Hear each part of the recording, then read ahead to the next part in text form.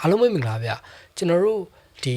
2026ပေါ့နော်ကျွန်တော်တို့အခုရောက်နေတဲ့နှစ်ပေါင်း2026ခုနှစ်ကနေပေါ်မှာလွန်ခဲ့တဲ့နှစ်ပေါင်း100လွန်ခဲ့တဲ့နှစ်ပေါင်း1000မဟုတ်တဲ့လွန်ခဲ့တဲ့နှစ်ပေါင်း73.8ဘီလီယံကြီးအောင်ကျွန်တော်တို့တစ်ချက်လောက်ပြတ်သွားကြည့်လိုက်မယ်ဆိုတော့အဲ့ဒီချိန်မှာဆိုရင်ကျွန်တော်တို့အခုနေထိုင်နေတဲ့ကဘာကြီးရောကျွန်တော်တို့အခုနေထိုင်နေတဲ့နေဆက်ကြော်လာအပြင်ဂလက်ဆီတွေဂျိုတွေနဲ့တခြားဒီစစ်ကြောလာဟင်းလိမင်းဆိုတာလဲဒါမရှိတဲ့အချိန်တစ်ခုကျွန်တော်ပြောင်းသွားမှာဖြစ်တယ်။အဲ့ဒီချိန်မှာဘာရှိလဲဆိုရင်အရန်ကိုသေးငယ်ပြီးတော့အရန်ကိုတိတ်တီးတဲ့အရန်ကိုပူရင်းတဲ့အရာလေးတစ်ခုရှိတယ်ပေါ့နော်။အဲ့ဒါကိုကျွန်တော်တို့က singularity လို့ခေါ်တယ်။အဲ့ဒီကနေပြီးတော့မှကျွန်တော်တို့စစ်ကြောလာကြီးကတဖြည်းဖြည်းနဲ့ပြန်ကားလာလိုက်တာအခုချိန်လဲရောက်တော့ကျွန်တော်တို့ဒီလူသားတွေမလေးလာနိုင်တဲ့ကျွန်တော်တို့လူသားတွေမရောက်ရှိနိုင်လောက်အောင်အရန်ကိုကျေပြန့်တဲ့နားဆက်ကြပါလားဟင်းလီမီတကူကျွန်တော်တို့ကဒါရောက်ရှိခဲ့တယ်ပေါ့နော်တချို့ဒီသိပ္ပံပညာရှင်တွေကဒီဆက်ကြပါလားရဲ့အစပေါ့နော်ဒီဆက်ကြပါလားရဲ့အစောပိုင်းကာလတွေမှာဘယ်လိုမျိုးတွေဒါဖြစ်နေလဲဆိုတာကို theory တွေထုတ်ခဲ့ကြတယ်အခုလိုဒီတိုးတက်လာတဲ့ခေတ်မှာကြတော့သူကဘာသိပ္ပံပညာရှင်ကဘာလုပ်လဲဆိုဘစ်ပန်ဖြစ်ပေါ်တဲ့ပုံစံတို့ဒါတက်ခွဲခဲနဲ့မှာဖန်တီးခဲ့ကြတယ်ဒါကိုကျွန်တော်တို့က little big bang လို့ခေါ်တယ်ပေါ့နော်ဆိုတော့ဒီသိပ္ပံပညာရှင်တွေကဒီ little big bang ကိုဖန်တီးပြီးတဲ့အချိန်မှာဒီကျွန်တော်တို့စကြောက်လာရဲ့အစောပိုင်းကာလတွေမှာဘလို့အနေထားမျိုးရှိနေလဲဆိုတာကိုဒါလက်တွေ့ကြကြလေ့လာနိုင်ခဲ့ကြတယ်ဆိုတော့ဒီ little big bang ကိုဖန်တီးနိုင်တဲ့တက်ခွဲခန်းဆိုတာဘလို့တက်ခွဲခန်းမျိုးလဲနောက်တစ်ခုကဒီအနေထားမျိုးကြောင့်ကျွန်တော်တို့ဘာတွေသိရှိခဲ့လဲဒီစကြောက်လာရဲ့အစောပိုင်းတွေမှာဘာတွေရှိနေလဲသိဝင်စားဖို့ကောင်းတဲ့အရာတစ်ခုอ่ะပေါ့နော်ဒီမာပေါက်ကွဲမှုဖြစ်ပြီးသွားတဲ့အချိန်မှာကျွန်တော်တို့ရုပ်လောကကြီးတစ်ခုလုံးဖြစ်တည်လာခဲ့တယ်ပေါ့နော်ဒီရုပ်လောကကြီးတစ်ခုလုံးဘာကြောင့်ဖြစ်တည်နေရလဲဆိုတော့ဒီအရန်ကိုအတိတ်ပဲရှိတယ်မိကုန်းတွေကိုဒီကျွန်တော်ဒီနေ့ဗီဒီယိုလေးမှာဆွေးနွေးပေးသွားမှာဖြစ်ပါတယ်ပထမဆုံးကျွန်တော်ဒီတက်ခွဲကင်းအကြောင်းဒါဆွေးနွေးပေးခြင်းတယ်ပေါ့နော်ဒီတက်ခွဲကင်းကဘယ်မှာရှိလဲဆိုရင်ပြင်သစ်ရဲ့ဒီဆွစ်ဇာလန်ရဲ့နေဆက်မှာတည်ရှိရပေါ့နော်သူကဆွစ်ဇာလန်နိုင်ငံရဲ့ဒီဂျနီဗာမြို့နဲ့လည်းအရန်ကိုမဝေးတဲ့အနေအထားမျိုးမှာတည်ရှိတယ်ဆိုတော့ဒီဆက်ကိုကျွန်တော်တို့ဘယ်လိုခေါ်လဲဆိုတော့ LHC ပေါ့နော်အတူကောက်ဆို LHC လို့ခေါ်တယ် Large Hadron Collider လို့ခေါ်တယ်ဒီနည်းအားဖြင့်သူ့ကိုဒီအမှုန်တိုက်ဆက်ကြီးဆိုပြောလဲဒါဗမာလို့ရှင်းရှင်းလင်းလင်းဘာသာပြန်လို့ရတယ်ပေါ့နော်သူ့ကိုဒီမြေအောက်အနက်ပေ330ကျော်ပေါ့နော်မျက်လုံးနဲ့မြင်အောင်ပြောမယ်ဆိုရင်ကျွန်တော်တို့တိုက်အထက်မြင့်ဆိုရင်အထက်ပေါင်း30ကျော်ပေါ့နော်30ကျော်လောက်အမြင့်ပမာဏရှိတဲ့ဒီလောက်အနက်ကိုသူတို့တူးပြီးတော့အဲ့ဒီအောက်ထဲမှာဒီတခွဲခန်းယူတိဆောက်ထားတယ်ဘာကြောင့်ဒီမြေအောက်ထဲမှာတိဆောက်ရတယ်လဲဆိုတော့အကြောင်းချက်တွေတော့ရှိတယ်ပေါ့နော်အဲ့ဒီမှာကျွန်တော်တချို့ချက်လေးတို့ဒါကျွန်တော်ဆွေးနွေးပေးမယ်ပေါ့ဆိုတော့ဘာကြောင့်လဲဆိုတော့တကယ်လို့သာသူဒီတခွဲခန်းကိုမြေကြီးပေါ်မှာဆောက်ထားမယ်ဒီမြေပြင်ပေါ်မှာဆောက်ထားမယ်ဆိုရင်ကမ္ဘာမြင့်တဲ့ပြင်ကနေ့စဉ်နဲ့အမျှအာကာသဟင်းလင်းမြင့်နေအမှုန်တွေပေါ့ဒါတနည်းအားဖြင့်ဒီ cosmic ray တွေကနေ့စဉ်နဲ့အမျှလို့ကြာရောက်နေတယ်ဆိုတော့အဲ့ဒီကောင်တွေကြာရောက်လာတဲ့အမျှ experiment လုပ်တဲ့အချိန်ညရင်ပေါ့နော်ဒီတက်ခွဲကင်းထဲမှာဒီလက်တွေ့စမ်းသပ်တဲ့အခါကျရင်ဒီအမှုန်တွေနဲ့ပေါ့နော်ဒါရောရှက်ပြီးတော့ကျွန်တော် data တွေတိကျမှုအားနည်းသွားမှာဆိုတဲ့အတွက်ကြောင့်မြေအောက်ထဲကိုရွေးချယ်ခဲ့ရခြင်းဖြစ်တယ်နောက်တစ်ခုကဒီတုံခါမှုတွေကိုရှောင်ရှားခြင်းလို့ပေါ့နော်တကယ်လို့ကျွန်တော်တို့ဒီမြေပေါ်မှာလာတိဆောက်ခဲ့မယ်ဆိုရင်ကျွန်တော်တို့ဒီရင်တွေသွားလာမှုအတွက်ရင်တွေသွားလာမှုကဖြစ်ပေါ်လာတဲ့ဒီတုံခါမှုတွေတဘာဝဆိုရင်တော့ကျွန်တော်လေတိုက်ခတ်လို့ဒါမှမဟုတ်ငလင်လှုပ်လို့စသဖြင့်အဲ့ဒီကနေပေါ်မှာဖြစ်ပေါ်လာတဲ့လှုပ်ရှားမှုတွေကနေ vibration တွေကနေပေါ်မှာကျွန်တော်တို့ဒီအတွင်းဒီအမုံတိုက်ဆက်ကြီးဒီတက်ခွဲကိန်းထဲမှာအမုံချင်းချင်းသွားတိုက်တဲ့အချိန်မှာလမ်းကြောင်းတွေဒါလွဲချော်သွားနိုင်တဲ့အနေအထားမျိုးရှိတဲ့အတွက်ကြောင့်လည်းပါတယ်ပေါ့နော်နောက်တစ်ချက်ကကြတော့ဒီ19မိုင်လောက်ရှိတဲ့ဒီတက်ခွဲကိန်းကိုမြေပြင်ပေါ်မှာဒါတိဆောက်လိုက်မယ်ဆိုရင်ကျွန်တော်တို့ဒီဆောက်အဆောက်အဦတွေပေါ့နော်ဒီဆောက်ပြီးသားလက်ရှိအဆောက်အဦတွေကိုဒါဖယ်တာတွေဒါနေရာပြောင်းရွှေ့တာတွေလောက်ရမယ့်အတွက်ကြောင့်ဒါပို့ပြီးတော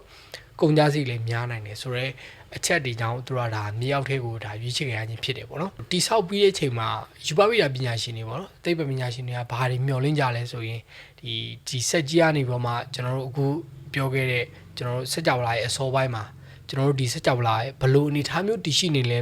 ဆိုတာကိုကျွန်တော်ကဒီလက်တွေ့ဆက်သက်လာနိုင်မယ်ဆိုပြီးတော့ဒါသူတို့ကယုံကြည်ကြတယ်နောက်ပြီးတော့ဒီစက်ကြီးကနေပေါ်မှာကျွန်တော်တို့အခုရုပ်ဝတ္ထုလောကကြီးကျွန်တော်လူသားတွေပါမယ်ဒီစက်ကြော်လာတွေပါမယ်ဂျိုးတွေပါမယ်ဒီဟာတွေကဒီရုပ်ဝတ္ထုလောကကြီးကဘာကြောင့်တည်ရှိနေရလဲဆိုတော့အဖြေကိုဒီစက်ကြီးကနေရှာတွေ့နိုင်မယ်ဒီရုပ်ဝတ္ထုတွေကိုခုနကဘာကြောင့်တည်ရှိနေလဲဆိုတာနဲ့န နောက်ဒီရုပ်ဝတ္ထုတွေကိုဘာတွေနဲ့တိဆောက်ထားရလဲဥပမာကျွန်တော်တို့ဒီချိန်တုန်းကကျွန်တော်တို့သိရှိထားတဲ့ဟိုအသေးဆုံးအရာဆိုရင်ဒါကျွန်တော်တို့ atom လို့သိရှိထားတယ်ဒါပေမဲ့အဲ့ဒီ atom ထက်သေးတဲ့အရာတွေပေါ့နော်အဲ့ဒါကိုကျွန်တော်တို့ကဒီ elementary particle လို့ခေါ်တယ်ပေါ့နော်အခြေခံအမုံတွေပေါ့အဲ့ဒီအခြေခံအမုံတွေကိုကြဲကြဲပြန့်ပြန့်နားလာနိုင်တယ်ဆိုတော့ဒါမျောလင်းချက်တွေပေါ့နော်နောက်တစ်ခုဒီကျွန်တော်တို့စက်ကြောလာမှာဆိုရင်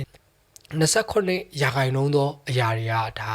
dark matter တွေဖြစ်တယ်ပေါ့နော် dark matter တွေရဲ့ဒီ properties တွေပေါ့သူတို့ရဲ့သဘောတဘာဝတွေကဘယ်လိုမျိုးဖြစ်နေလဲဘယ်လိုမျိုးတည်ရှိနေလဲဆိုတာတွေကိုလေ့လာ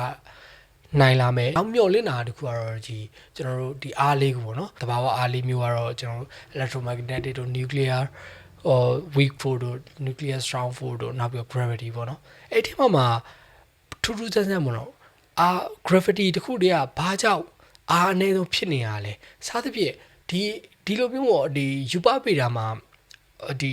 ဖော်ထုတ်လို့မရနိုင်တဲ့ဖော်ထုတ်လို့မရသေးတဲ့အရာတွေကိုဒီစက်ကြီးအားတွေပေါ်မှာအဖြေရှာလို့ရနိုင်ပါရဲ့ဆိုတော့ဒါရွေချက်တွေနဲ့ဒီစက်ကြီးကိုဒေါ်လာဘီလီယံပေါင်းများစွာအကုန်ကြခံပြီးတော့တိစောက်ခဲ့ကြတာပဲဖြစ်တယ်ပေါ့နော်ဒီ LHC ရဲ့အစောပိုင်းအချိန်တွေမှာ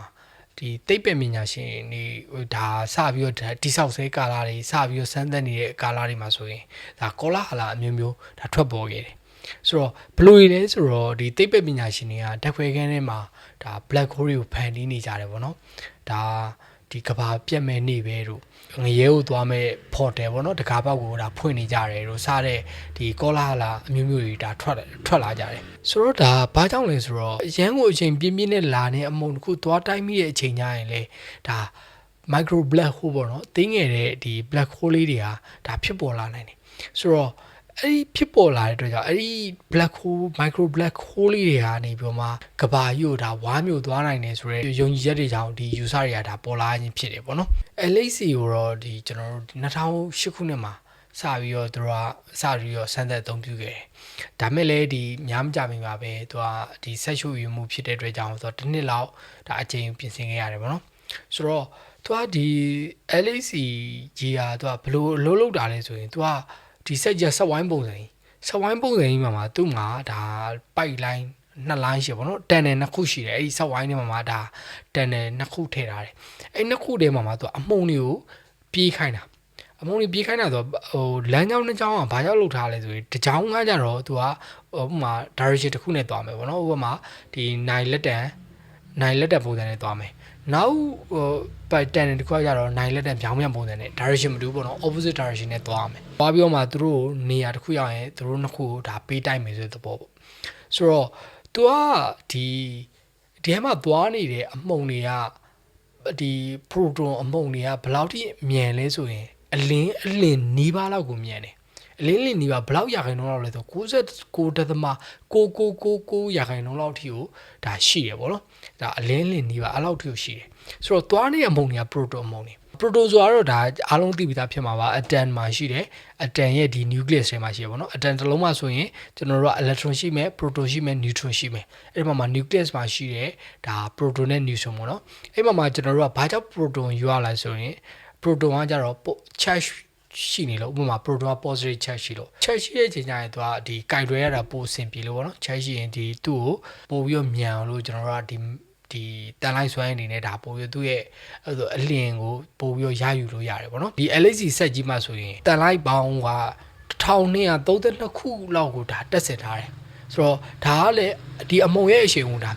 မြင့်အောင်လို့ပေါ့နော်တက်ဆင်ထားတယ်အဲ့တော့ကြောင့်ဒါ charge particle ဆိုပို့ပြီးတော့အဆင်ပြေတယ်ဆိုတော့ဟုတ်ပြီ charge particle ဆို electron လဲ charge ရပဲဘာလို့ electron သုံးလဲဆိုတော့ electron အရင်သေးလို့ကန်တွေရတာဒါ proton ပို့ပြီးတော့အဆင်ပြေတယ်ပေါ့နော်ဒီ tunnel တွေမှာလည်းလုံးဝကိုလေဟာနဲ့ဖြည့်ဖန်နေထားပြီးတော့အပူချိန်ဆိုတာကလည်းအနှုတ်290.3 degree Celsius လောက်ပဲရှိဒါကလည်းဟိုဒီကျွန်တော်တို့ဒီ display ထက်ကိုဒါပို့ပြီးတော့အေးတဲ့အနေထားမျိုးသူတို့ဖန်တီးထားခြင်းဖြစ်တယ်ပေါ့နော်တနည်းအားဖြင့်ပြောမယ်ဆိုရင်ကျွန်တော်တို့အကသားရဲမှာတော့မှဒါဒီထက်အေးတဲ့နေရာမရှိတော့ဘူးတော့ဒါယူဆလို့ရတယ်ဆိုတဲ့အနေထားမျိုးဖြစ်တယ်ပေါ့နော်တန်နယ်ကြီးကိုမပို့ခင်မှာပေါ့နော်သူကအောက်မှာဒီစဝိုင်းငယ်လေးတွေမှာသူကဒီပတ်လန်စဝိုင်းငယ်ပတ်လန်လေးတွေမှာသူကအမုံရှင်ကိုမြင့်ပြီးတော့ဒီထဲကိုပို့လို့တယ်ဒီထဲမှာလည်းအမုံရှင်ကိုထပ်မြင့်တယ်မြင့်ပြီးတော့သူ့ကိုကြတော့ ဘယ်နေရာမှာဒီအမုံတွေကိုသွားတိုက်လဲဆိုရင် Atlas နဲ့ CMS ဆိုတဲ့ဒီ sensor ကြီးရှိရပေါ့နော်ဒီသူတို့တိုက်တာကိုဖမ်းယူနိုင်တဲ့ sensor ကြီးရှိတဲ့နေရာမှာသူတို့ကသွားပြီးတော့တိုက်တယ်ပေါ့နော်ဆိုတော့ဒီလောက်သေးငယ်တဲ့အမုံတွေကတိုက်တဲ့အချိန်မှာအရန်ကိုကြီးမားတဲ့အပူချိန်ကြီးတာထွက်လာတယ်ဘယ်လောက်တော့ပူလဲဆိုရင်ကျွန်တော်နေရဲ့အူတိုင်းမှာရှိတဲ့အပူချိန်ထက်ကိုအစပေါင်းတန်းပေါင်းများစွာပူပြီးတော့ပူတဲ့အချိန်အပူချိန်မျိုးဒါဒီထွက်လာတယ်ဗောနော်ဒီ proline ကတိုက်တဲ့အချိန်မှာဒီ Einstein equal to mc square ကိုဒါ follow လုပ်တာပဲဗောနော်အချိန်များလေသူကတိုက်တဲ့အချိန်မှာ energy များများထွက်လေဆိုတော့ကျွန်တော်တို့ဒီ LHC ထဲမှာ proton အမှုန်နှစ်ခုကိုအလင်းနဲ့တိုက်တဲ့အချိန်ဒီမျိုးကနေထွက်ပေါ်လာတဲ့ပုံစံကြတော့ကျွန်တော်တို့ဒီ Big Bang ဖြစ်ပေါ်တဲ့ပုံစံမျိုးနဲ့ဒါတတူတော့မဟုတ်ဘူးဗောဒါသူကဘာနဲ့တူလဲဆိုရင် Big Bang ဖြစ်ပြီးတော့ second mind ပေါ့နော် second mind ဆိုတာကြောင့်ဘယ်လောက် second လဲဆိုတစ် second ကို billion ပုံတပုံပေါ့အဲ့ဒါကို pico second လို့ခေါ်တယ်ပေါ့နော်အဲ့ဒီ second တော့မှာဖြစ်တဲ့အနေထားမျိုးနဲ့ဒါသွားတူနေအောင်တွေ့ရတယ်ဆိုတော့ဒီ1990 80ဝန်းကျင်နေမှာဆိုရင်တက်ကြောက်လာရဲ့ဒီအစောဆုံးပိုင်းအနေထားကိုဒါယူဆခဲ့ကြတဲ့ theory အများကြီးရှိရပါတော့။သူကကြတော့ဘယ်လိုယူဆခဲ့လဲဆိုရင်ကျွန်တော်ဒီစက်ကြောက်လာရဲ့အစောပိုင်းကာလတွေမှာဆိုရင်တွေလည်းမရှိဘူးဒီနေတွေလည်းမရှိဘူး galaxy လည်းမရှိဘူးရုပ်စွာအဆုံးဒါအတန်နေတော့မှမဖြစ်ပေါ်သေးတဲ့အနေထားမျိုးမှာဒီစက်ကြောက်လာကြီးကအခြေခံအမုံတွေနဲ့ပဲပြည့်နေတယ်ပေါ့နော်ဒီအခြေခံအမုံတွေကလည်းဒီအလင်းရဲ့အလင်းနဲ့သွားလာလှုပ်ရှားနေကြတယ်ဆိုတော့အဲ့ဒီချိန်မျိုးမှာကျွန်တော်တို့စက်ကြောက်လာဓာတ်ငွေ့ဒါမှမဟုတ်ရင် plasma ပုံစံမျိုးပဲရှိနေတယ်ဆိုပြီးတော့ဒါ Stephen Hawking ကယူဆခဲ့တယ်ဒါကို quark gluon plasma လို့ခေါ်တယ်ဆိုတော့ LHC လည်းတိစောက်ပြီးတဲ့အချိန်မှာစက်ကြောက်လာရဲ့အစောပိုင်းအနေထားမျိုးဒါပြန်ပြီးတော့လေ့လာလိုက်တဲ့အချိန်မှာကျတော့ကျွန်တော်တို့ဒီစက်ကြောက်လာအစောပိုင်းမှာဒီကမုံတွေကအရန်ကိုပုတ်တိုက်မှုနဲတယ်ဗောနော်ပုတ်တိုက်မှုအရန်နဲတယ်ပြည့်စုံတဲ့အရည်ဗောနော် perfect liquid အနေထားမျိုးနဲ့ဒါတရှိနေတယ်ဆိုပြီးတော့ဒါသွားတွေ့ရတာဖြစ်တယ်ဗောနော်ဒီ LHC ရဲ့နောက်ထပ်တွေ့ရှိမှုတစ်ခုအားဆိုရင်ဒါစိတ်ဝင်စားဖို့ကောင်းပြီးတော့ဒီတွေ့ရှိမှုကြောင့်ပဲသူနဲ့သက်ဆိုင်တဲ့ theory ကိုဖော်ထုတ်ခဲ့တဲ့ဒီယူဘဗီယာပညာရှင်ဆိုရင်ဒါနိုဘယ်ဆုပါဒါရရှိခဲ့တယ်ဗောနော်ဒီ theory စဖြစ်လာတဲ့အကြောင်းကျွန်တော်တို့နည်းနည်းလေးဒါဆွေးနွေးကြည့်လိုက်မယ်ဗောနော်1960ပြည့်နှစ်ဒီမှာဆိုရင်ဒါသိပ္ပံပညာရှင်တွေကကျွန်တော်တို့စကြောက်လာထဲမှာရှိနေတဲ့အရန်ကိုအခြေခံအကျဆုံးအမှုန်တွေရဲ့အချင်းချင်းအပြန်အလှန်တက်ရောက်မှုတွေကိုသူတို့က standard model Lagrangian ဆိုတဲ့ဒီတင်ချညီမျှခြင်းတစ်ခုကိုအသုံးပြုပြီးတော့တွက်ချက်ခဲ့တယ်ဘယ်လောက်တောင်ထုတ်နိုင်လဲဆိုရင်ကျွန်တော်တို့ဒီမတွေ့ရှိသေးတဲ့အမှုန်တွေကိုတော့မှဒါခံမှန်းတွက်ချက်နိုင်တယ်ပေါ့နော်နောက်တစ်ခုကဒီ gauge symmetry ဆိုတာတစ်ခုရှိတယ် gauge symmetry ဆိုတော့ဒါယူပပိတာမှာအရန်ကိုဒါအရေးပါတဲ့သဘောတရားတစ်ခုဖြစ်တယ်ပေါ့နော်ဆိုတော့အကြမ်းမြင်ပြောရမယ်ဆိုရင်တက်ကြောက်လာရဲ့အခြေခံနည်းရမှာတွေအားလုံးကနေရာဒေသအချိန်တွေပြောင်းလဲသွားရဆိုရင်နောက်မှပေါ့နော်သူကပုံတီမြဲနေရမယ်ဆိုသဘောတရားပေါ့ standard model Lagrangian ကဒါတင်းကျပ်လိုက်နာမယ်ဆိုဒီ particle တွေအားလုံးကဒါ direct to မဲနေရမှာဖြစ်တယ်ပေါ့တကယ်လက်တွေ့မှာကျတော့ဒီ user ဟာလုံးဝကိုဒါခြားနားနေအောင်ကျွန်တော်တို့တွေ့ရတယ်ပေါ့နော်အကယ်၍ဒီအမှုန်တွေကလာဒီ drive မရှိဘူးဆိုရင်အတန်နေဆိုတာလဲဒါဖြစ်ပေါ်လာနိုင်မှာမဟုတ်သလိုရုပ်လောကကြီးဆိုတာလဲဒါတရှိနေဘူးဆိုတာဒါလုံးဝကိုမဖြစ်နိုင်တဲ့အနေအထားမျိုးယူပဗိဒပညာရှင်တွေကိုအတော်ကြီးကိုဒါခေါင်းကိုက်အကြက်ရိုက်စီခဲ့တဲ့ပြဿနာတစ်ခုဖြစ်နေခဲ့တယ်ပေါ့နော်ဆိုတော့ဒီလိုနဲ့ပဲ1964ခုနှစ်လဲရောက်တော့ဒါသိပ္ပံပညာရှင်တွေက theory တစ်ခုကိုဒါတင်ပြလာခဲ့ကြတယ်ဆိုတော့ theory ရဲ့သဘောတရားကြတော့စက်ကြောက်လိုက်တစ်ခုလုံးဖြတ်နဲ့လွှမ်းခြုံထားတဲ့ဒါစက်ကွင်းဒါတနည်းအားဖြင့် field တစ်ခုရှိနေပေါ့နော်ဒီ field ကိုဖြတ်သွားတဲ့ရုပ်ဝတ္ထုအမှုန်တိုင်းကဒီ field နဲ့က interact ဖြစ်ရတယ်ပေါ့နော်ဒီဖြစ်စဉ်ရှိမှပဲသူတို့ကဒါ draw ဝတ္ထုတွေဖြစ်လာမှာဖြစ်ပြီးတော့တကယ်လို့ဒါဒီစက်ကွင်းတာမရှိဘူးဆိုရင်ကျွန်တော်တို့တကယ်ရုပ်ဝတ္ထုလောကကြီးရောကျွန်တော်တို့လူသားတွေကရောဒါတည်ရှိနိုင်မှာမဟုတ်ဘူးဆိုပြီးတော့ဒါယူဆခဲ့ကြတယ် draw ဝတ္ထုတွေမှာဆိုရင်လည်းဒါအကြီးရှိမယ်အသေးရှိမယ်ပေါ့နော်ဒီဥစ္စာကလည်းဒါ define နဲ့ indirect ဖြစ်မှုကိုပုံမူတည်ပြီးတော့ဒါတွေကဒါပြောင်းလဲသွားတာပဲဖြစ်တယ်ဒီ free နဲ့ indirect များလေဒီ drop ဝတ္ထုကကြီးလေသူအမြန်ဆုံးနည်းလေဆိုတော့ဒီ free နဲ့ indirect ဖြစ်မှုဒါနည်းလေ drop ဝတ္ထုကသေးပြီးတော့သွားလာနိုင်မှုကဒါမြန်လေပေါ့နော်ဒါဒီလိုယူဆခဲ့တယ်ဥပမာပြောရမယ်ဆိုကျွန်တော်တို့ကဒီခမ်းမကျဲကြီးတစ်ခုကိုကျွန်တော်မျက်လုံးနဲ့မြင်လိုက်မယ်ဒီခမ်းမကျဲရဲ့တောင်းမှာဆိုရင်အစားတောက်တန်ရှိပဲဥပမာရေတွေဒါမုန်တွေ snack တွေပေးတဲ့ဒါစားတောက်တန်တစ်ခုရှိနေမယ်ကျွန်တော်ကဒီခမ်းမထဲဝင်သွားမယ်ဝင်သွားပြီးတော့ကျွန်တော်အဲ့ဒီစားစာဝေးတဲ့နေရာကိုကျွန်တော်သွားမယ်ဆိုတော့ကျွန်တော်အဲ့ဂျားတွေကဖျက်လျှောက်သွားမယ်ဆိုရင်ကျွန်တော်အဲ့နေရာကိုရောက်ဖို့အတွက်ကို10မိနစ်2မိနစ်ပဲကြာမယ်ကျွန်တော်တို့ကဘာအတားအဆီးမှမရှိဘူးပေါ့နော် ဆိုတော့ဒါပေမဲ့ကျွန်တော်မဟုတ်ဘဲနဲ့အဲ့ဒီခန်းမတွေကိုစီတိုဖြစ်ဖြစ်ဒါမှမဟုတ်မက်ဆီဖြစ်ဖြစ်ဝင်လာခဲ့လိုက်ပဲဆိုအဲ့ဒီမှာခြားနာသွားတွေ့ရတယ်ပေါ့နော်စီတိုနဲ့မက်ဆီကဒီကောင်တာကိုရောက်ဖို့အတွက်ဆိုရင်သူတို့က15မိနစ်လည်းဖြစ်နိုင်သလိုနိုင်ဝက်လည်းဖြစ်နိုင်တယ်ဒါမှမဟုတ်အဲ့ထက်လည်းပိုကြာနိုင်တယ်ဘာကြောင့်လဲဆိုရင်ဒီခမ်းမထဲမှာရှိတဲ့လူတွေကသူတို့လည်းဝင်လာတော့ဒါအော်အော်တောင်းနေဖြစ်ပြီးတော့သူတို့ဝိုင်းပြီးတော့ဒီလက်မှတ်ထိုးခိုင်းတာတို့ဒါမှမဟုတ်ဆက်ဖီရိုက်တာတို့ပေါ့နော်ဓာတ်ပုံတွေတွဲရိုက်ကြတာတို့အဲ့လိုမျိုးတွေလုံးကြတဲ့အတွက်သူတို့ကရောက်ဖို့အတွက်တော်တော်လေးကိုအချိန်ရမှာဖြစ်တယ်ဆိုတော့ဒီထဲမှာဆိုရင်ဥမာကျွန်တော်ရဲ့ဒီမက်ဆီရဲ့စီတိုရဲ့အမုံတွေပဲထားလိုက်တော့ဆိုတော့ဒီထဲမှာရှိနေတဲ့လူတွေကဒီခမ်းမထဲမှာရှိနေတဲ့လူတွေကကြတော့ဒါကျွန်တော်ခုနပြောတဲ့ fee ကျွန်တော်ဆက်ရပါတော့တခုတော့မှဖျက်ကျက်နေရတဲ့ fee ပေါ့နော်အဲ့လို fee လို့မြင်လိုက်မယ်ဆိုရင်အဲ့ဒါကျွန်တော်တို့ internet ဖြစ်မှုကွာခြားသွားတာပဲဆိုတော့ internet ဖြစ်မှုများလေသူတို့ရဲ့အလင်တော့အမုံရဲ့အလင်တော့နှေးလေပဲเนาะဆိုတော့ internet ဖြစ်မှုနည်းလေအမုံရဲ့အလင်တော့ဒါမြန်လေပဲဆိုပြီးတော့ဒါ user သတ်မှတ်လို့ရတယ်ဒီ fee ကိုကြောင့်ကျွန်တော်တို့ကဘာ fee လို့ခေါ်လဲဆိုရင် hit fee လို့ခေါ်တယ်ပေါ့နော်ဒီလိုမျိုး user တော့ကျွန်တော်က hit mechanism လို့ခေါ်တယ်ဆိုတော့ hit ဆိုတာတော့ဒီဘယ်ကလာလဲဆိုရင်သူတွေကိုတင်ပြခဲ့ကြတယ်ပေါ့နော်သိပ္ပံပညာရှင်တွေကတယောက်ဖြစ်တဲ့ဒီ Peter Hit ရဲ့နာမည်ကိုအဆွဲပြုပြီးတော့ဒါသူတို့ကခေါ်ဝေါ်ခဲ့ခြင်းဖြစ်တယ်ပေါ့နော်ဒီ theory က1964ခုနှစ်မှာဒါစတင်ဖော်ထုတ်ထားခဲ့တယ်ဆိုပေမဲ့လည်းဒီစုနှစ်ပေါင်းများစွာတိုင်အောင်လို့တော့ဒါ theory တက်ပဲရှိနေခဲ့တယ်။အကြီးမားဆုံးအပုံတိုက်ဆက်ကြီး LHC မပေါ်ခင်အချိန်ထိပဲဆိုပါတော့သိပ္ပံပညာရှင်တွေကယူဆချက်ကကြတော့ဒီ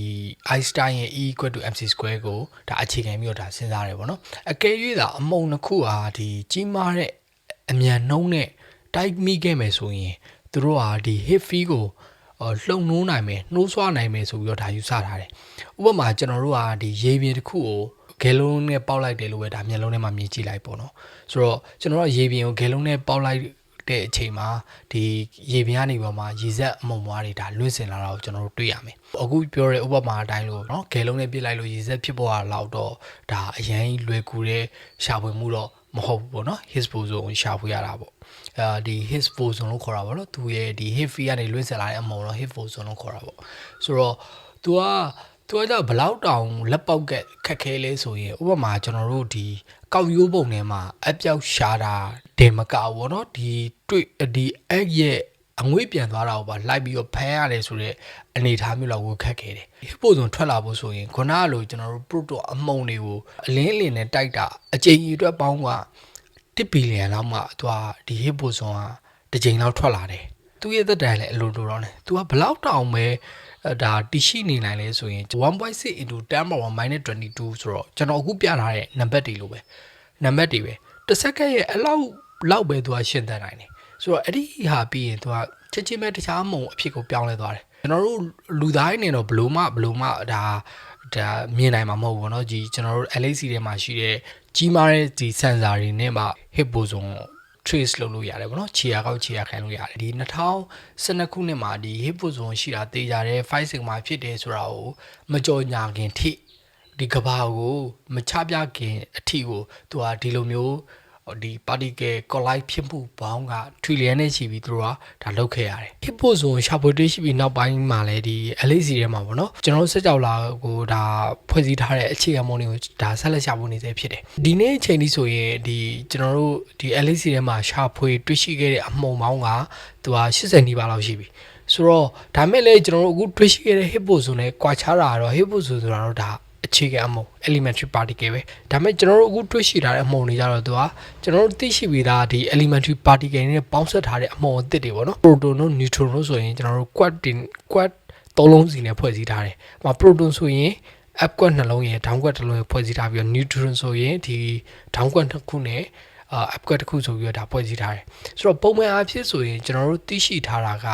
quad နှစ်ခုဒါမှမဟုတ် quad 3ခုနဲ့ဖွဲ့စည်းထားတဲ့ဒီအမုံတွေပဲရှိလို့ဒါကျွန်တော်တို့သိရှိထားတယ်။ဒါပေမဲ့ LHC ထဲမှာတွေ့ရှိခဲ့တာကြတော့တချို့ပုံမှန်မဟုတ်တဲ့ particle ပေါ့နော်ထူးဆန်းတဲ့ particle ကိုတွေ့ရှိခဲ့တယ်အဲ့ဒါကိုကျွန်တော်တို့ exotic particle တွေလို့ခေါ်တယ်ပေါ့နော်ထူးဆန်းတဲ့အမုံတွေလို့ခေါ်တယ်။သူတို့ကြတော့အဲ့ဒီအမုံတွေကြတော့ဒီပုံမှန်မဟုတ်တဲ့ဖွဲ့စည်းမှုပေါ့နော် particle ဒီ2ခု3ခုမဟုတ်ဘဲနဲ့အဲ့ထက်ပိုများတဲ့4ခုတို့5ခုတို့နဲ့ဒါဖွဲ့စည်းထားတာတော့တွေ့ရတယ်ဒီ exotic particle ကိုတွေးရှိရတဲ့နောက်ပိုင်းမှာတော့ကျွန်တော်တို့ဒီယူပပေရာပညာရှင်တွေကအရင်တော့ယုံကြည်ခဲ့တဲ့ဒီ quad တွေက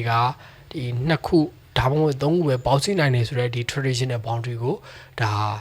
ကြော်လို့ပြီးတော့ဗောနော်ဒီ quad တွေကဒီ multiple တွေဗောနော် quad တွေအကန့်အသတ်မရှိပေါင်းစည်းနိုင်နေဆိုတဲ့ယူဆချက်ကိုပို့ပြီးတော့ထင်ရှားစေခဲ့တယ်ပေါ့။ဘာကြောင့်လဲဆိုတော့ dark matter ပေါ့ dark matter ဆိုတာတော့ကျွန်တော်တို့ဒီစက်ကြောက်လာကြီးထဲမှာဆိုရင်ဒါ29%သောအရာတွေက dark matter ပဲကျွန်တော်တို့အခုမြင်နေရတဲ့အရာတွေအားလုံးပေါ့နော်ကျွန်တော်တို့အခုတွေးရှိနေရတဲ့ galaxy တွေဒီဂျိုးတွေနေတွေဆိုတာဒါဒီစက်ကြောက်လာရဲ့ 5% ပဲရှိသေးတယ်9%ပဲရှိသေးတယ်အဲ့ဒီ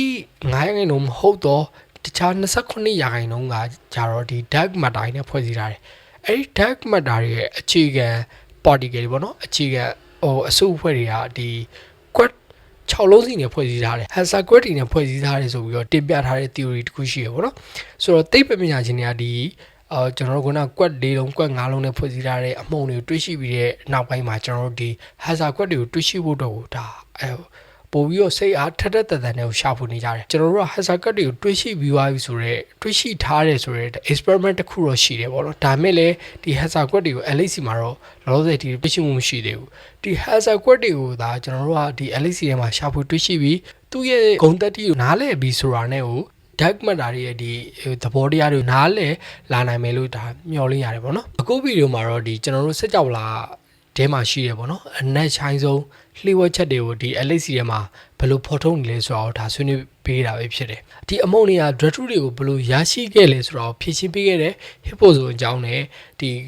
ပုံမှန်မဟုတ်တဲ့ quad တွေနဲ့ဒီပေါင်းဆက်ထားတဲ့ exotic particle အကြောင်းတွေကိုဒါကျွန်တော်အကြမ်းမြင်ဆွေးနွေးပေးခဲ့တယ်ပေါ့နော်ဆယ်စုနှစ်ပေါင်းများစွာလေ့လာနေခဲ့တဲ့ dark matter တွေရဲ့ဒီလှိဝက်ချက်က Hansa quad တွေများဖြစ်နေမလားဆိုတော့စက်ကြောက်လာရဲ့ဘိန်းကြီးကတော့ကြိုက်ရှိနေစေပဲဖြစ်တယ်တစ်ချိန်ကကျွန်တော်တို့ဒီ theory သက်သက်သာရှိခဲ့တဲ့အကြောင်းအရာတွေအားလုံးကအခုချိန်မှာတော့ဓာတ်ခွဲခန်းထဲမှာလက်တွေ့စမ်းသပ်ပြုလုပ်နေပြီလို့ပဲဒါပြောရမှာဖြစ်တယ်ပေါ့နော်အဖြေတစ်ခုကိုရှာဖွေတွေးရှိပြီးတိုင်းလဲနောက်ထပ်အသေးသေးတွေတော့ကြီးမားတဲ့မိကုန်းတွေကဆက်လက်